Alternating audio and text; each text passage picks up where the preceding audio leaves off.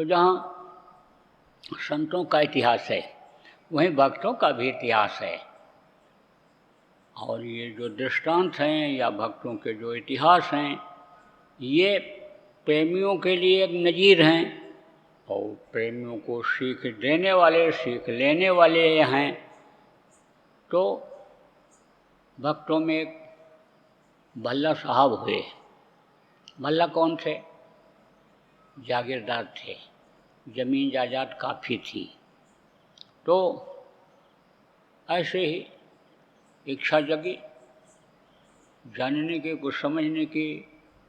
जानने समझने की सुनने से जब जानकारी हुई, खोजा उन्होंने, और खोजा जब सद्गुरु मिल गए, सद्गुरु के पास पहुंच गए, तो जैसा मैंने बताया कि इच्छा को ख़त्म करना पड़ता है, ऐसे ही दुनिया की तरफ से इच्छाओं को उन्होंने ख़त्म किया।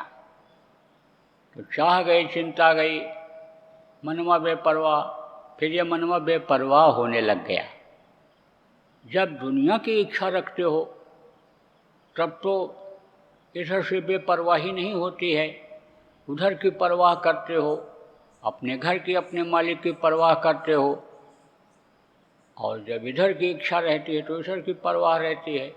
तो धीरे धीरे सब समेटने लग गए। अब न देख रेख में यानी बहुत सी चीज़ें चली गईं। थोड़ा बहुत जो बचा उसको उन्होंने दे दिया या उसके बदले में कुछ धन ले लिया, जो अच्छे काम में लगा दिया। जब इस चीज़ की ज़रूरत पड़ी, इस चीज़ की जब जानकारी हुई कि भाई लक्ष्मी आई हैं, इनको अच्छी जगह लगाना चाहिए, अच्छी जगह खर्च करना चाहिए, यानी जनता से ये चीज़ हमको मिली है, जनहित में इसको लगाना चाहिए। तो बहुत सा जनहित का काम करके भी यानी समझ लो सब खर्च कर दिया उन्होंने। एक महल बचा था, थोड़ा बहुत खाने पीने का सामान था। तो एक लड़का था, लड़का चला गया, समय पूरा हो गया उसका। औरत बची, कुछ दिन के बाद वो भी चली गई, उसका भी लेना देना इनसे जो था वो आधा हो गया। अकेले बचे। अब रोटी खा लेते और भजन करते, बराबर भजन से समय मिलता तो कुछ शरीर से सेवा करके परमार्थी काम कर लेते थे। जब परीक्षा गुरु लेते हैं और परीक्षा में जब पास हो जाता है तभी उसका इतिहास बनता है। और भक्त के साथ फिर यानी कहा गया भगवान का नाम होता है। भक्त अगर न हो तो भगवान की कीमत नहीं, मुरीद न हो तो मुर्शिद की कीमत नहीं, भक्त न हो, शिष्य न हो तो संत सद्गुरु की कीमत नहीं होती है। तो उनके गुरु ने धीरे धीरे इनको कसना शुरू किया। दक्षिणा पहले भी लेते रहे, मांग लिया करते थे। फिर ज़मीन जायदाद बेच करके जो रुपया पैसा था, जो सोना चांदी था, वो बेच करके दे दिया करते थे, रुपया पैसा दे दिया करते थे। तो अब तो ज़्यादा कुछ बचा नहीं था। गुरु जी ने यानी संदेशा भेजा, अब भल्ला से कह दो 1000 स्वर्ण मुद्रा दे दे। स्वर्ण मुद्रा चलती थी। स्वर्ण मुद्रा किसको कहते हैं? सोने के सिक्के, जिनको बहुत से लोग आप गिन्नी कहते हो, कुछ लोग अशर्फी कहते हैं। इस तरह के सिक्के चलते थे सोने के। तो बोले कि 1000 मुद्रा कह दो दे दें। अब 1000 मुद्रा कहाँ से दें? जमीन नहीं, जायदाद नहीं, केवल एक महल बचा हुआ। तो गुरु से ही प्रार्थना किया कि आप अपने आदेश का पालन मुझसे करा लो। बगैर आपकी दया के कुछ नहीं हो सकता है, बगैर आपकी दया के भक्ति भी नहीं पूरी हो पाएगी, आपके आदेश का पालन भी नहीं हो पाएगा। तो जब दया किया तो महल 1000 स्वर्ण मुद्रा में ही बिका। अब महल बेच करके दे दिया तो रहने की जगह नहीं रह गई। तो कहते रहने की जगह नहीं, सारा जहां हमारा। जो ये समझ लेता सारा जहां हमारा, उसको सब जगह आश्रय मिल जाता है। रहने की जगह हो न हो तो इधर उधर आने जाने लग गए। सम्मान तो था ही, इज्जत तो थी इनकी। एक तो धनी मानी थे, कोई अत्याचार अन्याय नहीं करते थे। जब धन इनके पास था, सेठ साहूकार थे, जागीरदार थे, तब भी लोगों की सेवा किया करते थे। सेवा को धर्म समझते थे। जब सेवा करता रहता है तो विचार भावनाएं अच्छी रहती हैं और फिर पुण्य इकट्ठा होता है इससे। कहा पुण्य पुंज बिन मिले न संता। पुण्य जब तक इकट्ठा नहीं होता है तब तक संत नहीं मिलते हैं, सद्गुरु नहीं मिलते हैं। तो पहले भी छवि इनकी लोगों में अच्छी थी। अब कुछ भी नहीं रहा तो भी लोग इनका आदर करते थे। तो जहाँ जाते थे वहीं भोजन मिल जाता था। गरीब अमीर के यहाँ किसी के यहाँ पहुँच गए, क्योंकि जो भजन करता है, जो त्याग करता है, यानी उसका नभ्या जिभ्या पर कंट्रोल हो जाता है। उसको तो पेट भरने के लिए खाना रहता है, उसको तो बढ़िया चीज़ चाहिए नहीं, उसकी खोज वो नहीं करता है, तो कहीं भी रुक गया। जिसको ये नहीं है कि भाई हम मोटे बिस्तर पर ही सोएंगे, हम एयर कंडीशन में ही सोएंगे, पंखा कूलर होगा वहीं सोएंगे, वो तो कहीं भी रात बिता लेता है। उसके लिए कोई चिंता नहीं रहती है। कहा न चाह गई चिंता गई, मनवा बेपरवाह हो जाता है। तो जहाँ मिल जाता वहीं खा लेते, और जहाँ जगह कोई दे देता, गरीब अमीर किसी के यहाँ पहुँच गए तो वहीं पर आनी समझ लो सो जाते थे, भजन करते थे। तो गुरु ने कहा भाई बहुत दिन हुआ भल्ला नहीं दिखाई पड़ा, भल्ला कहाँ है पता लगाओ। बहुत ज़्यादा आबादी उस समय रहती नहीं थी, ज़्यादा लोग रहते नहीं थे कि खोजना पड़े इधर उधर। पता लगाया लोगों ने तो पता लग गया। अब आप समझो कि खुशबू जो होती है वो कहीं भी रहती है तो फैल जाती है। ऐसे साधक और संतों की जो खुशबू होती है उनके काम की या उनके साधना की, वो बहुत जल्दी फैलती है, बहुत जल्दी पता चल जाता है, लोगों को मालूम हो जाता है।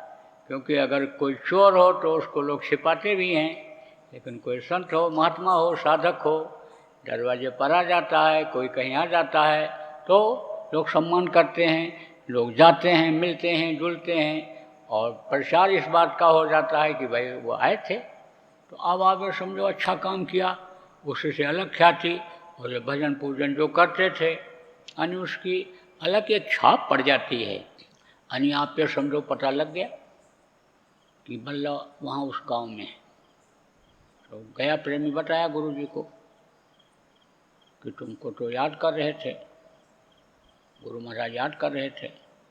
तो कह रहे थे हमको याद किया गुरु महाराज ने, तो चलना बहुत ज़रूरी है। तो अपना याद करते रहते थे, और गुरु का दर्शन जब उनको अंतर में मिल जाता था तो बहुत ज़रूरी नहीं समझते थे जाना आश्रम पर, अपने आप वो करते रहते थे। ध्यान रोज होता था, दया इतनी थी उनके ऊपर। लेकिन जब संदेशा आया कि गुरु महाराज याद कर रहे थे, भल्ला बहुत दिन हो गया, पता करो कहाँ है, दिखाई नहीं पड़ा, तब गए, खड़े हुए तो उन्होंने पूछा जैसे भौतिक रूप से हालचाल कोई किसी का लेता है, ऐसा लिया। जानते तो सब थे, लेकिन फिर भी लोगों के दिखावे के लिए कि भाई लोग कहेंगे कि ध्यान नहीं दे रहे हैं, पूछा नहीं कुछ, लोगों की आस्था भी उनके तरफ से कम होगी, क्योंकि दुनियादारी लोग ज़्यादा पसंद करते हैं। हर कोई ये चाहता है कि हमको सम्मान मिले। सम्मान का जो भूत है संत मत में ये नहीं खत्म हो रहा है। तो यानी गुरु महाराज ने हालचाल पूछा और उसके बाद में फिर इशारा कर दिया। तो प्रेमी से प्रेमी मिले और गुरु भक्ति दृढ़ होए, और प्रेमी खोजन में चला प्रेमी मिला न कोई। तो जब प्रेमी प्रेमी से मिलते हैं खुश हो जाते हैं, साधक साधक से मिलता है खुश हो जाता है, सेवादार जो शरीर से सेवा करते हैं सेवादार सेवादार से मिलते हैं खुश हो जाते हैं। जो जिस तरह के लोग होते हैं वो उनको देख करके खुश हो जाते हैं। तो जो समझते थे कि साधना क्या होती है, ध्यान भजन में कैसे उपलब्धि होती है, अंतर्मुखी साधना कैसे होती है, उनके समझ में तो आ गया। देखते ही साधक को कि साधक हैं ये अच्छे हैं, बल्ला हैं। अब बहुत प्रेम जताया लोगों ने, ले गए उनको बैठाए और भोजन कराए। अब जब याद किया और बुलाए तो उन्होंने इस चीज़ को यानी समझा कि बगैर इजाज़त के जाना ठीक नहीं है, तो वहीं रुक गए तो सेवा की होड़ लगा दिया उन्होंने। सेवा में तुरंत लग गए।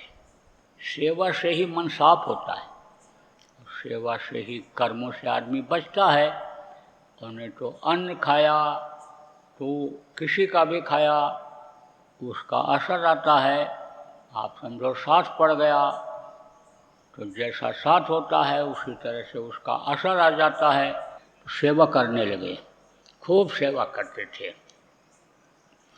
और जो कोई नहीं खाता बचा खुचा उसको खाते थे जला भुना।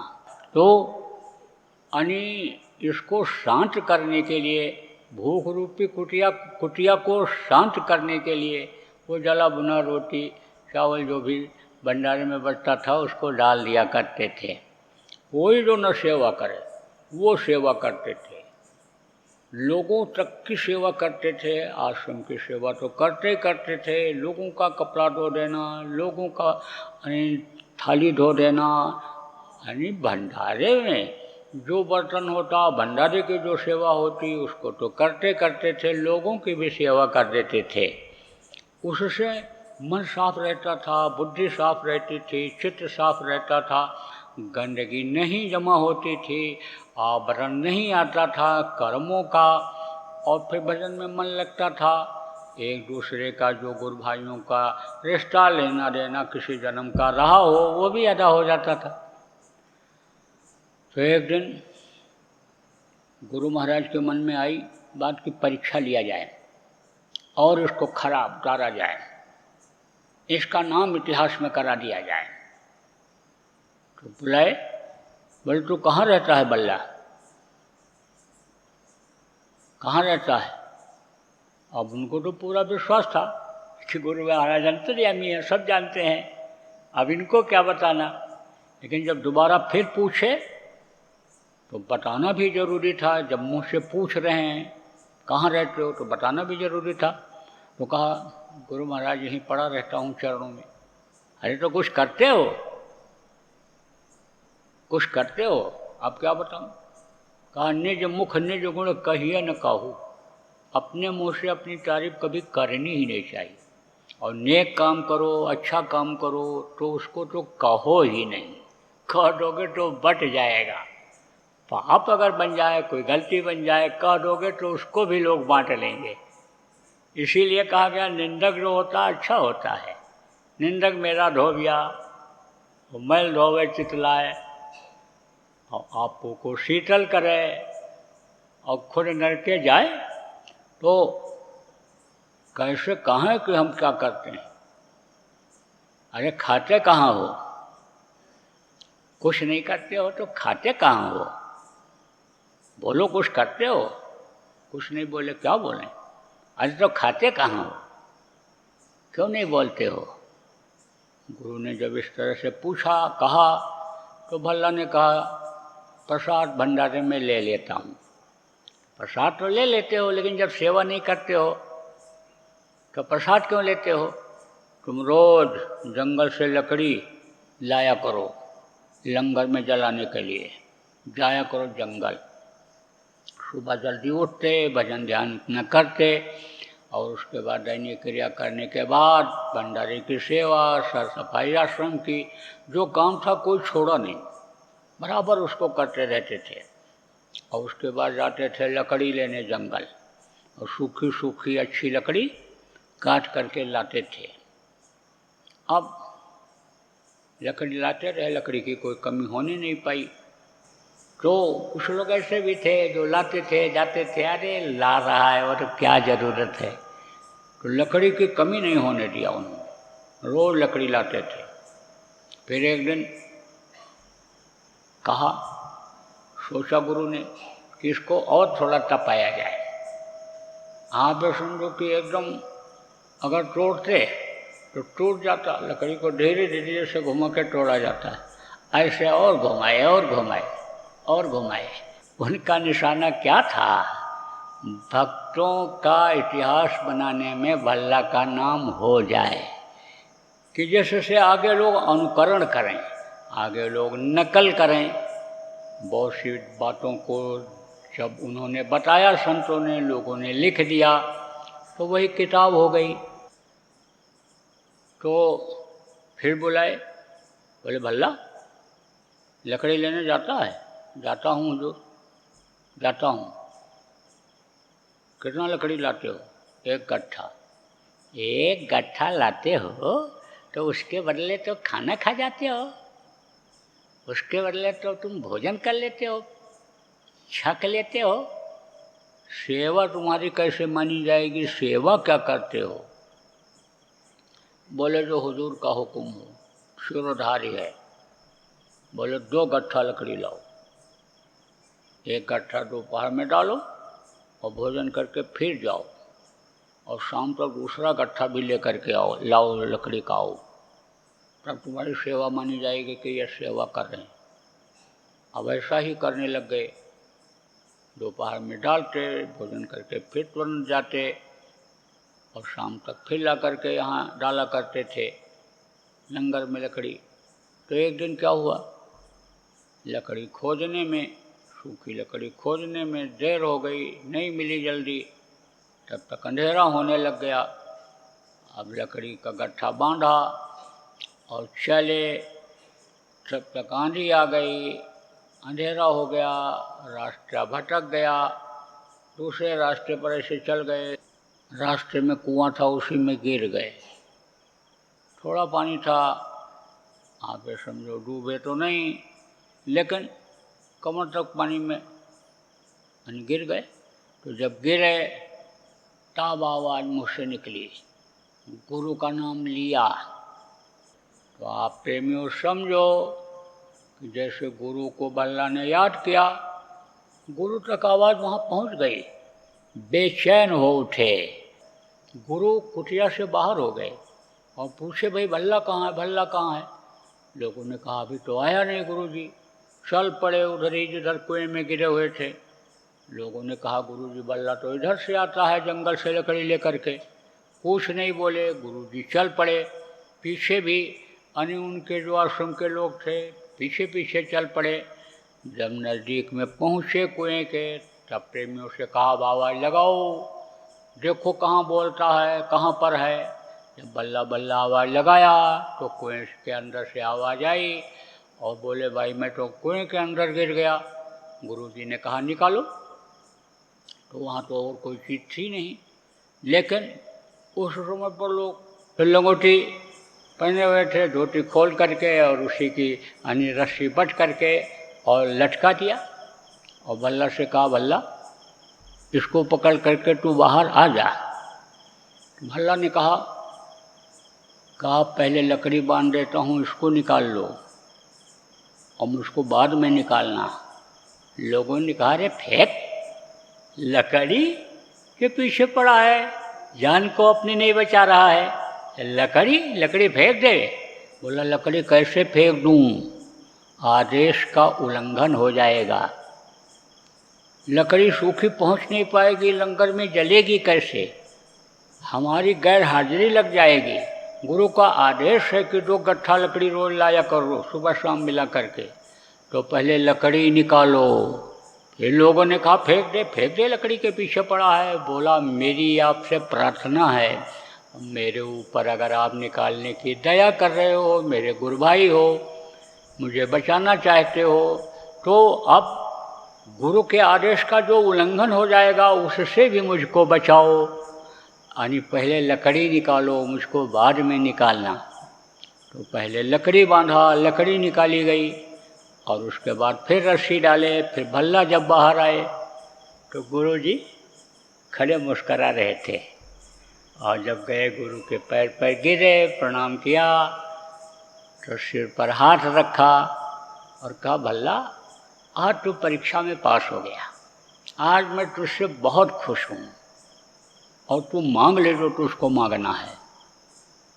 तब उन्होंने कहा कि जब आप जैसे समर्थ गुरु मिल गए तो अब मुझको क्या मांगना है, और मुझको तो सब कुछ मिल गया जब आप मिल गए, और आपका नाम अगर रहेगा तो आपके साथ अब मेरा भी नाम जुड़ा हुआ रहेगा।